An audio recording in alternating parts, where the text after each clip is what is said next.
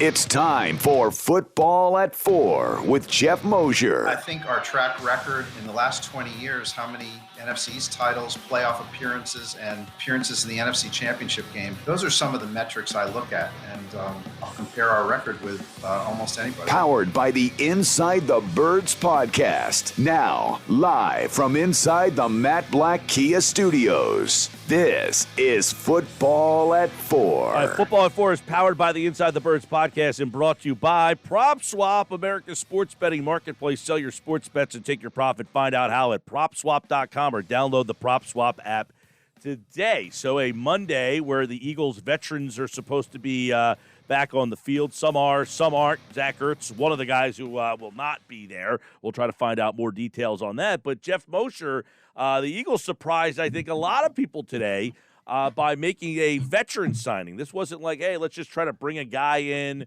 who can compete for now, he probably will have to compete for a job. But what's the message of bringing in a 32-year-old veteran like Ryan Kerrigan, the all-time sack leader from the Washington football team?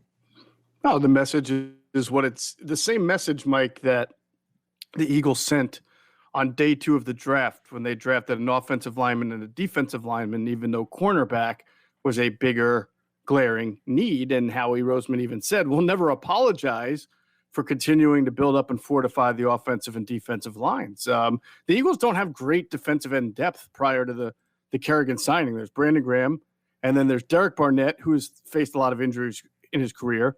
And then really there's Josh Sweat, who's always been and probably always will be a situational pass rusher, not built to start because of the knees. So imagine if, I think we've talked about this on this show and we've talked about it a lot on Inside the Birds. What if Josh Sweat or Brandon Graham or Derek Barnett get hurt? Who are your starting 2 defensive ends? You need somebody who can play. And Kerrigan's obviously had his snaps diminished the last 2 years and his sacks have gone down, but he's also been kind of a victim of the Washington drafting Montez Sweat and Chase Young back-to-back. I still think there's gas left in the tank, and it's similar to a Chris Long signing. And the Eagles, as we say all the time, say it on Inside the Birds, say it on this show, right? The Eagles are never tanking. They're always trying to compete. They're trying to replenish the roster. No doubt they're not as aggressive this year in free agency because they can't be with their money.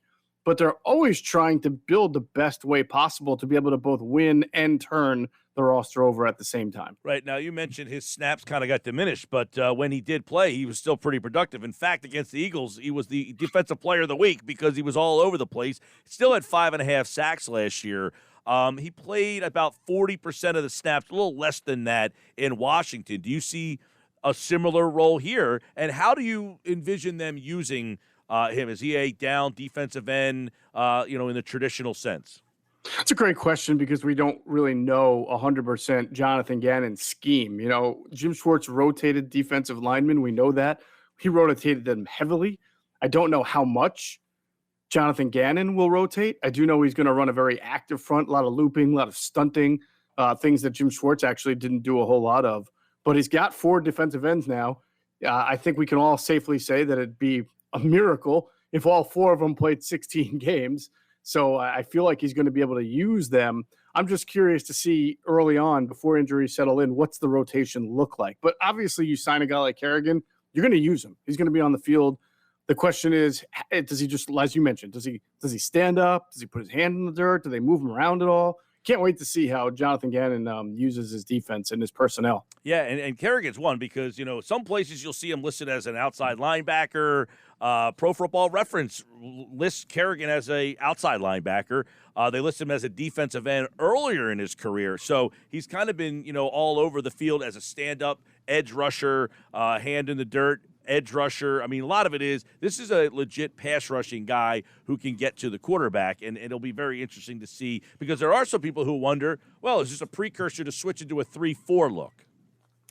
No, I don't think that at all. I think for most of his career, he's been a defensive end, a guy who's rushed from a hand in the dirt standpoint. It's not until I think Jack Del Rio and Ron Rivera took over last year. Is that their first year? Yeah, I think that was their first year, right? That they changed to a 3-4 kind of look. But, everybody's multiple these days. Everybody does. Even when the Eagles have – Derek Barnett does a lot of stand-up rushing. Chris Long came in here, who this signing has been related to. And did a lot of stand-up rushing. And, Chris probably had to play more than people thought at one point because of injuries while he was here at defensive end, and he played well. And perhaps that'll be a case for Ryan Kerrigan. I'm interested to see what the money is. It's only a 1-year deal. Doesn't mean they didn't do the whole thing where they add dummy years and stretch some of the money out. But I don't see any downside to it. I think he adds and he helps make this team try to compete. Yeah, no. You mentioned, of course, as many, even Torrey Smith, he put the meme of the two Spider-Men pointing at each other and said, Chris Long, 2017, Ryan Kerrigan here. Now, I mean, Long was a very good player, but you can make an argument that Kerrigan's a better player than Long was. I mean, this is the all-time sack leader. And by the way, he's a guy that terrorized the NFC East. Yeah, I think he has 13 and a half sacks against the Eagles, right? And I thought that probably is his most. And then I looked and he has 13 and a half sacks against Dallas, and I think he has 13 against New York. So he was a pretty equal opportunity wrecker for the NFC East team. So, I think he's got gas left in the tank, I assume. We'll see. I don't know. You mentioned last year he still was able to play even at a fairly high level at times, even in a rotation, which might be good for him. It might be good to not have to play all those snaps in a game. It's certainly good for the Eagles. It's good for their pass rush. And do they still need a cornerback? Yes. Do I still think they'll sign a cornerback? Yes. And for people why would you sign a defensive end first over a cornerback? Well, all the cornerbacks that are available on the market right now are probably all at the same level. And I don't know that you can say that about pass rushers. I mean, Ryan, I would have to think is one of the most accomplished ones who are still out there on the market. And because he was on the market now, the price tag probably wasn't very high. I would imagine so. And he tweeted out, hey, I know you probably hated me for the last 10 years, but he actually, in one of the articles that I had read, John Keim wrote that he said he felt that he was going to get a good opportunity for playing time here, that they rotate their ends and that should give him the opportunity to play. And if you remember, Geoff, when the Eagles signed Chris Long, he too was 32 years old. And by the way, Brandon Graham is 33 years old. And I don't hear too many Eagle fans thinking that all of a sudden that he's out of gas, because that would not be very good. No, that would be bad. And the funny thing is that here's the conversation that nobody's really having, but it's probably a fair one. I mean, the guy is a way more accomplished defensive end than Derek Barnett. And, Derek Barnett's never had a year as good as Ryan Kerrigan. Yeah. So who's DE number 2 behind Brandon Graham? Well, to be fair, you got to think it's going to be Derek Barnett, of course. To be fair, Moshe, you could make an argument that Kerrigan's more accomplished than Graham is. Brandon Graham, yeah, absolutely. That's absolutely true. Right. I don't know if Kerrigan's ever been considered as good of a run defender as Graham, but he's certainly been a better pass rusher, statistics wise. Well, than BJ. Let's just say, hey, he's got some gas left in the tank. You can see a situation where Graham, Fletcher Cox, Javon Hargrave, and Kerrigan are all on the field at the same time. That's 4 guys that can really get to the quarterback, which has some people saying, man, if they could get a corner who can actually play, it feels like the perception all of a sudden. Do you feel this as well at Inside the Birds? You guys, are you getting feedback from people who were like, there's a little bit more positivity all of a sudden? Yeah, I laughed because I'm guessing maybe you might have heard, like, a big part of our show this morning that dropped was we were kind of saying what happened, because it feels like last week, once the schedule came out, there was like this surge in public optimism over how good the Eagles can be, as opposed to the first week of January when the season's over and the team's a mess and everybody says there's no way this team can compete in 2021. And I don't know how much has changed other than the signings of your Eric Wilson and Anthony Harris, and of course, the running backs that they've added, and now Ryan Kerrigan, which is good. These are good signings, good value signings.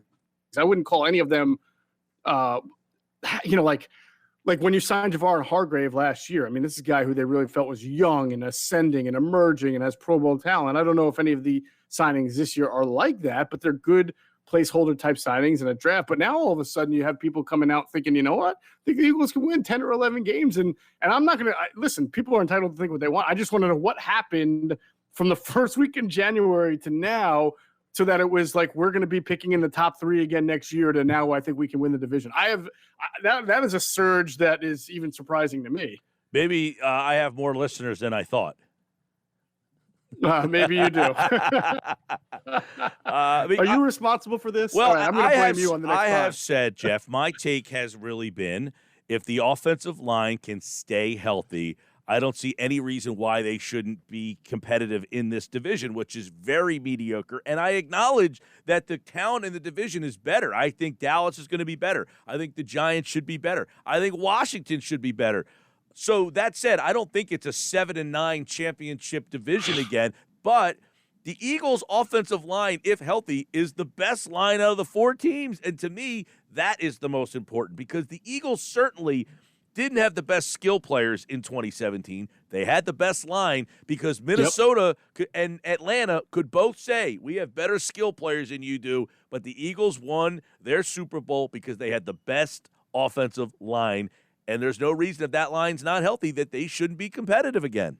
Yeah, it's funny because somebody on Twitter reached out to me and asked me and Adam why we were so negative. And I'm not quite sure why they said that. We didn't say that the team was headed for disaster. And I pointed them to an article I wrote on InsideTheBirds.com in February when things were still pretty bad. And I just noted that offensive, as just like what you said, I'm like, the team is seriously undergoing major change. And I understand pessimism. But if you look, that they're pretty good on the offensive and defensive line still. And when you're good at those, you have a chance to win most games that you're going to be in. Now, then it comes down to, do you get the great quarterback play? Do you get your great playmaker, wide receiver play? Can you force some turnovers? And that's where this team has kind of been deficient over the last year. And so I have no idea. I'm not going to sit here and say there are X amount of wins because you just don't know. And it also is a big if. The whole if staying healthy thing isn't just if. I mean, sure. This is basically the same offensive line from the team that won the Super Bowl, and that was 5 years ago. So these guys are getting old, right? I mean, so it's other than left tackle. So I would say that it's a big if to say these guys are going to stay healthy, but it's very fair to say that if they're healthy on the offensive and defensive lines, the Eagles should be a decent team. I don't think, and that also depends on what you think is decent. Like if you pegged me, if you put a gun to my head, I would probably say somewhere between 6 and 8 wins. Okay. I don't think that's being, unrealistic or Negadelphian. That's just what I see. Yeah, no, and I think that is a very fair. I mean, look, Vegas said 6.5. Now, I would say to flip that, last year Vegas had them winning 10 games. What happened that made them go from 10 to 4? Did they have a 4-win roster and Vegas just bungled it?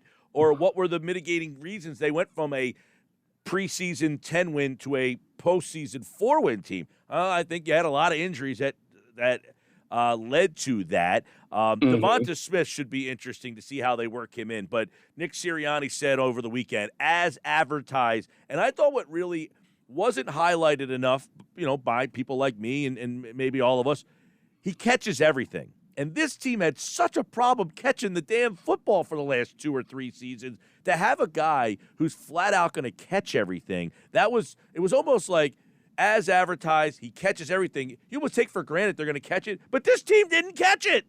No, they don't catch it. Not nearly enough. And look, I know Devonta Smith's size will be a concern for some people, and that's fair. But the one size that you shouldn't be concerned with is he has good hands. He has big, decent wide receiver size hands, and he has long arms. His wingspan is longer than you would think for a guy who's only, I think, 5'11", right, or 6 foot, right, at 6 foot, something like that. So he that's why in college he was actually a fairly good contested catch type of wide receiver and jump ball receiver because he has a good vertical leap as well. So he's got good athleticism. You heard Nick Sirianni talk about separation at the top of the route, very crisp, very fluid. You'll see that. I mean, I think that stuff is going to be the stuff that's really apparent on the field when he's out there. Do you have take any issue? I don't. I'm just throwing that out there. That Sirianni again refuses to name Hurts the starter, and he continues to go with competition. That seems to be, look, he's a new coach. That's his theme. I'm all for it. Yeah, I mean, I agree with you. New coach setting a tone. That's pretty common among first-year head coaches that they want to come in and preach competition. Big Red did it in '98. He even made an example. We always talk about the George Hegeman story where, a guy wanted more money, called the organization out. Next day he's out blocking fighting a blocking sled for the entire practice and then cut afterwards. So guys have to come in and stick to their coaching philosophies and principles. And he's doing that, but he's also has to do that because he's the head coach, not the GM. He's not in charge of personnel. And he can say Jalen Hurts is my starter, And then tomorrow, Howie and Jeffrey and the guys in the front office could decide to make a bombshell move and bring in, I don't know, maybe Aaron Rodgers, or if Deshaun Watson's legal issues all of a sudden disappear and they feel like he's available, they go and get him. So it really doesn't do anybody any good right now. Does it maybe impact Jalen Hurts? Would it help Jalen Hurts to hear it because he's acting right now like QB1? People say that, and maybe, but look, we're going to get our answer in about 2 or 3 weeks when they start minicamp. We'll see who shows up, if he shows up. And if he does, he's going to be the guy taking the first team reps. So that's going to tell everybody he's the first team quarterback. So it's really much to do about nothing to me. Today, no Zach Ertz, which is not a surprise, not participating. But this is phase 2 of the offseason workouts. And apparently he will not be at any of the things here. But when would you, Geoff, think there might be resolve on this Ertz thing? Because he's not going to show up to anything. And that would kind of anticipate that he doesn't think he's going to be here, right? Yeah, I think it's a good question. It's a good question, Mike, because I believe the Eagles are in that $4 to $5 million in cap space range, and they've got to sign rookies. So you would have to think by June 1st, they'll free up some money because of the post June 1 designations, I think, on Malik and Alshon, if that's what it was. So some of the money will be freed up. Maybe they'll be able to sign enough that maybe they'll have enough to be able to sign their rookies and still have Zach on the roster, so they don't feel the need to have to just outright release him to clear the $8 million. So we'll see in the next week or two. If that's the case, though, Geoff, if they can fit him under the cap, are they okay with? Is he okay with just staying here? No, I don't think he would play under his current contract. So he would sit out. I tend to think he would. Yeah. Wow.